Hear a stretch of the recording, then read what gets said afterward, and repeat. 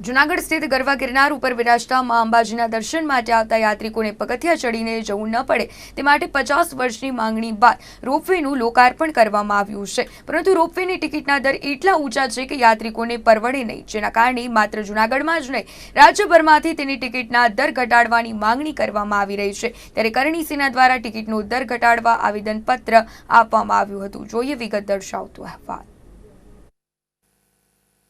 ગુજરાતના ગૌરવ સમા ગિરનાર પર રોપવેની સુવિધા શરૂ કરવામાં આવી છે, જો કે તેના ઊંચા ટિકિટ દરને કારણે વિરોધના સૂર પણ ઉઠી રહ્યા છે।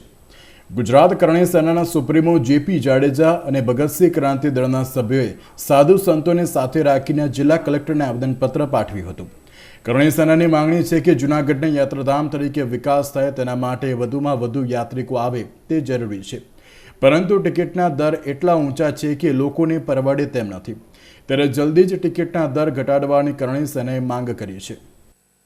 તાજેતરમાં જૂનાગઢ ખાતે શરૂ થયેલા રોપવેમાં જે 700 રૂપિયા જેવી એક વ્યક્તિની ટિકિટ રાખવામાં આવી છે, આ ભાવનો અમે વિરોધ કરીએ છીએ અને આવેદન દ્વારા અમે કલેક્ટરશ્રી મારફત મુખ્યમંત્રીશ્રીને જણાવવા માગીએ છીએ કે આ ભાવ નાબૂદ કરવામાં આવે અને 150 રૂપિયા જેવી ટિકિટ રાખવામાં આવે, જેથી કરીને સામાન્યમાં સામાન્ય નાગરિક ગરવા ગિરનારની મુલાકાત લઈને માં અંબાના આશીર્વાદ લઈ શકે।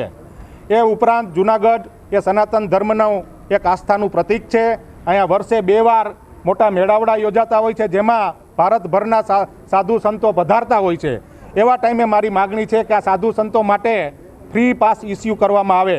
એ ઉપરાંત 18% જે જીએસટી રાખવામાં આવ્યો છે, તો મારે સરકારશ્રીને ખાસ જણાવવાનું કે આ કોઈ મનોરંજનનું સ્થળ નથી, આ યાત્રાનું ધામ છે, તો આ ટેક્સ પણ આમાં નાબૂદ કરવામાં આવે। જૂનાગઢ ગિરનાર રોપવે યોજનાને કારણે પ્રવાસન ધામ તરીકે વિકસે તે મુખ્ય હેતુ હતો, પરંતુ રોપવેની ટિકિટના દર ઊંચા હોય ત્યારે દરેક યાત્રીઓ તેનો લાભ લઈ શકે તેમ નથી। ત્યારે 8 દિવસમાં ટિકિટના દર નહીં ઘટે તો કરણી સેના દ્વારા રાજ્યવ્યાપી આંદોલન કરવાની ચીમકી આપવામાં આવી છે। તો આ તરફ જનતાની વાત સ્થાનિક આગેવાનો ધ્યાન ઉપર લેતા નથી, ત્યારે આવનારા દિવસોમાં આ આંદોલન વધુ ઉગ્ર બનશે તેવું લાગી રહ્યું છે। દિવ્યકાંત ભુવા, નિર્માણ ન્યૂઝ, જૂનાગઢ।